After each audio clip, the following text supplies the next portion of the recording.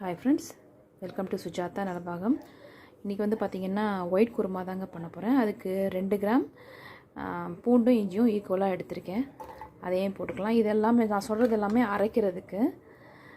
ஒரு 10 முந்திரி பருப்பு, அதுக்கப்புறம் பார்த்திங்கன்னா ஒரு 4-5 பச்சை மிளகா, அதுக்கப்புறம் தேங்காய், அப்புறம் ஒரு ஸ்பூன் வந்து சோம்பு. இது எல்லாத்தையும் நல்லா குறைன்னு அரைச்சிட்டு வந்துடலாம்.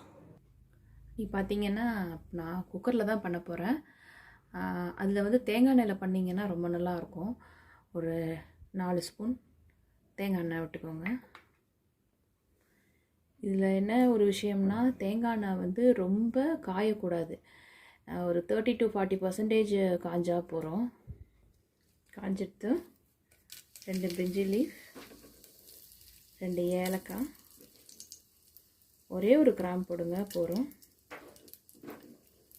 2 பட்டை, 3 வெங்காயம் நறுக்கியிருக்கேன், அதையும் போட்டுடுறேன். வெங்காயம் எப்படின்னா கண்ணாடி பதம் வந்தால் எடுத்துடலாம் போகிறோம். ரொம்ப கோல்டன் ப்ரௌன்லாம் வரக்கூடாது. பார்த்தீங்களா, கண்ணாடி பதம் வந்துடுது. ஸோ இந்த டயத்தில் எல்லா காயும் போட்டுடலாம்.